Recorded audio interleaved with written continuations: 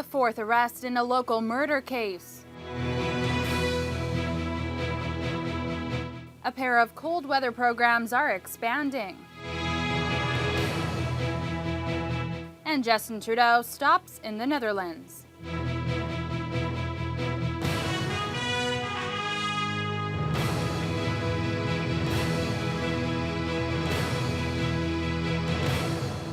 Good evening, I'm Ryan Bonazzo. And I'm Catalina Gillies.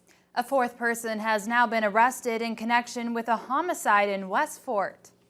The Thunder Bay Police Major Crimes Unit has charged 43-year-old Ronald Jerry Hill with first-degree murder and arson in connection with the death of 33-year-old Jordan Lapointe. Lapointe's body was found inside his Frederica Street home on October 3rd after first responders were called to a fire and explosion at the residence. City police later confirmed the death was a homicide. The charges against Hill come after police announced first-degree murder charges against 19-year-old Shane Cabral and 20-year-old Michael Gomez from the Ottawa area on Wednesday. Then yesterday, a 22-year-old man was charged with arson in connection with the fire at the home. City police say all four of the accused remain in custody pending future court appearances. A 26-year-old man has been arrested in connection with an armed robbery last Friday in Lipster Township near Nalaloo. OPP officers responded to the incident at a business on Highway 588. The accused was arrested 4 days later by Thunder Bay Police for an unrelated matter. He now faces a number of charges, including robbery with a firearm and pointing a firearm. Anyone with information about the robbery is asked to contact the OPP or Crime Stoppers. Thunder Bay fire crews were called to the Landmark Hotel on Dawson Road around 3 o'clock this morning. The contents of one of the rooms were on fire. The room was vacant at the time and the fire was quickly put out. The hotel had to be evacuated while firefighters were tackling the blaze and investigating the cause. Thunder Bay's at-large councillors held a virtual town hall meeting last night. The main topics included social issues and infrastructure priorities, specifically the future of the indoor turf facility. The councillors provided updates to the community on where the issues currently stand, then answered residents' questions read by the city clerk. The latest on the indoor turf facility saw the city invite proposals from the community and private sector, with Chapels still as the preferred site. City staff are expected to report back to council in late November. CDC put cost to build and finance at $48 million. With reserves already allocated, the city would have to pay roughly $100,000 each month for 25 years to cover the financing. Do you see City Council rescinding its approval to build a multi-use indoor turf facility at the Chapels location? I would like to rescind it personally. Chapels Park, you need a depth of 100-foot pilings for a building. That's a huge added cost. We need to bring water in there, another big cost. Councillors also discussed their hope that ward meetings will be able to be held in person in the new year. As temperatures get ready to plummet in Thunder Bay, programs to keep the homeless out of the cold are preparing to start up again. Both the Warming Centre by PACE and the Norwest Clinic's Care Bus program have received funding to continue their efforts, and both agencies are looking to expand on the last-minute work done last winter. Corey Nordstrom has the details.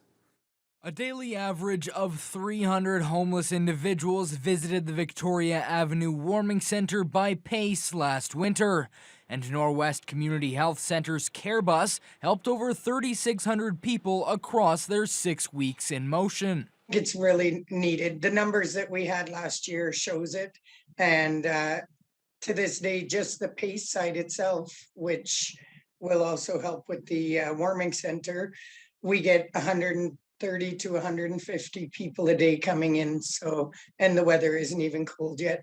Both the Care Bus and Warming Center started quickly as a result of the pandemic and the restrictions that particularly hurt the homeless. Excited about it's not in the height of winter when it's minus 30 and we're trying to roll out a program very quickly. We have been advised that we can start planning for that, and we are, and that the program will be offered over a longer period of time as soon as we can find staffing. Of course, last year was the first time we did it and it was last minute. So we had lots to learn and we took notes, and we think we're pretty organized for it this year. I'm pretty much got my staffing in place. A start date for the Care Bus is unknown just yet, but it will run until the end of next March. The warming center will hopefully open their doors for 12 hours a day starting December 1st with the same end date. Both PACE and Norwest will receive money from federal and provincial streams. The change in funding for Norwest will mean a new bus is needed. Last year, we were very fortunate to be working with the City of Thunder Bay and had their beautiful city transit bus. So there's just some things we need to work out with regards to the actual bus will be made available to us. But a different bus means they don't have to follow city bus routes and can bring their service to more specific areas of need. Corey Nordstrom, TBT News. There are 4 new COVID-19 cases being reported today by the Thunder Bay District Health Unit. 1 is in a First Nation community, while the other 3 come from elsewhere in the district. All 4 are close contact infections. There are now 16 active cases across the health unit's catchment area. Meanwhile, the Northwestern Health Unit is currently COVID-free. As of today, there are no active cases in that part of Northwestern Ontario. There are new details today about the COVID-19 vaccine rollout for Ontario kids once it's approved by Health Canada. Ontario's health minister says schools will play a pivotal role, but the shots won't be required for kids to attend class. Colin DeMello has more. The COVID-19 vaccine for children aged 5 to 11 could be authorized by Health Canada any day now. And across the province, public health units are preparing for a fall vaccination drive targeted at the youngest Ontarians. We have our own mass immunization clinics through which these vaccines will be distributed. But of course, there are pharmacies, doctors' offices, and mobile clinics. The Minister of Education says when it is approved, the vaccine will be offered in the school setting on evenings and weekends, similar to secondary schools. Within our high schools, we actually have over 650 school-based vaccination clinics as we speak to support the 12 to 17-year-old population. For the youngest kids, though, I think it's important that there's parental consent. Parental consent has always been key with vaccines. In Ontario, students are required to receive a number of vaccines from HPV to measles, mumps, and rubella. Failure to receive it could result in being excluded from class. The only way around it, however, is if a parent submits a letter of exemption based on religious or conscientious grounds. Some school boards, including the Toronto Public School Board, asked the province to include the COVID-19 vaccine on the list of required shots. But the Chief Medical Officer of Health said that isn't going to happen. It's not going to be integrated into the ISPA at present. We have to look at the trends and the ongoing threat of this virus. If it persists season after season and is an ongoing threat, at that point we would review with government the integration of COVID vaccination status into the ISPA. Critics of the government say it's a mistake. It's about protecting our kids. What have we been doing through this, this current phase of the pandemic is making sure everybody can be vaccinated. And so why would you not make it mandatory?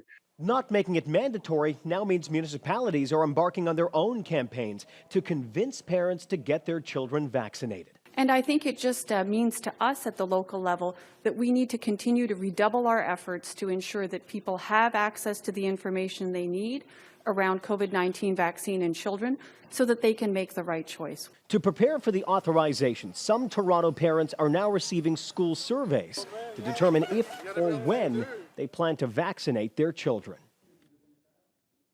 Thunder Bay's Injured Workers Support Group held a pair of rallies today outside local MPP's offices, protesting against the Workplace Safety and Insurance Board. A small group gathered outside Michael Gravel's office this afternoon before moving on to Judith Monteith Farrell's office on the city's south side. The injured workers are upset the WSIB is using its surplus to provide rebates to businesses instead of increasing benefits and removing hurdles for people who were seriously hurt on the job. Group President Janet Peterson says they're hitting MPP's offices across the provinces. The WSIB has this huge surplus which has amassed over the years because they have cut the benefits to workers who have become injured, who have been made sick in the workplaces. It's sickening to think that they are saying that we are going to give these businesses part of this surplus because they deserve it because of the costs they've suffered, the things they've suffered because of COVID. Gravel told the group that they have his support and he'll be relaying their message to Queen's Park. The injured workers say they appreciated the increase to WSIB benefits provided under Gravel's former Liberal government. Meanwhile, there was another local protest today as part of a nationwide movement. Environmental activists are targeting Royal Bank for its role financing fossil fuel projects. What do we want? Climate justice. When do we want it? Now! About 25 people came to the RBC on Memorial Avenue. Organizers with CUSP, the Citizens United for a Sustainable Planet, note that since the Paris Climate Agreement was signed in 2015, RBC has provided $208 billion to fossil fuel infrastructure companies. Chair Paul Berger adds that includes projects on Indigenous land that do not have free, prior, and informed consent, violating the UN Declaration on the Rights of Indigenous People. The International Energy Agency has said, to get through the climate emergency, to tackle climate change, we have to stop exploring for new fossil fuels and building new massive fossil fuel infrastructure projects. But since the Paris Agreement, which was supposed to follow science and keep us to a safe world, the Royal Bank of Canada has been the biggest lender to fossil fuel companies in Canada. Berger adds that the diversity of the group of protesters that came out shows that people of all ages care about climate change and making our planet a greener place. Buying a new vehicle is now harder than ever. Most car lots in Thunder Bay are nearly empty with limited options. It's due to a worldwide vehicle shortage and it's affecting the supply of new and used cars for sale. Mitchell Ringos has more. The pandemic has created many challenges across a variety of businesses, including the automotive sector. With restrictions lifting, consumers are looking for a new way to get around, only to find very limited options, as most of the car lots at local dealerships are close to empty. The cause? A semiconductor microchip shortage caused by a lack of staff to build the electronic components, along with huge delays in shipping. Halfway Motors Nissan managing partner Patrick Trevisanuto says they're just starting to see the new vehicle shortages now, which will add to the struggles they've already had with used vehicles. There is a shortage of new cars across other manufacturers. It's caused an increase in the demand for pre-owned vehicles, which is driving up the pricing for used vehicles. And that's until now where we've seen the change is supply of pre-owned vehicles. And right now we're starting to see a lower supply of new vehicles. Dominion Motors owner Tyler Dalsetti says their car lot was about 20% stocked until just recently, but they're actually seeing more new cars come in now. He says the semiconductors are now going to the assembly line first, and then those vehicles are being shipped off. Even with new cars coming in, Dalsetti says all of them are already sold, as the demand for vehicles is higher than it's ever been. There was a shortage for a while of customers coming in. Obviously, we were closed, and then the demand increased really quickly. Both Dalsetti and Trevisanuto say the best option to get a vehicle is to come into the dealership so you can see what's in stock or order a factory vehicle. Mitchell Ringos, TBT News. The annual T-Baytel Luncheon of Hope made a big comeback today after it had to be canceled last year. It's the first major public event for the Regional Health Sciences Foundation since the pandemic began. Over the pandemic, it's been incredibly difficult for patients. Our physicians have told us time and again how isolating it can be for cancer patients, and so to have an event that recognizes that journey and that difficulty it's spectacular. The energy in the room is amazing, and I can't wait to get in there.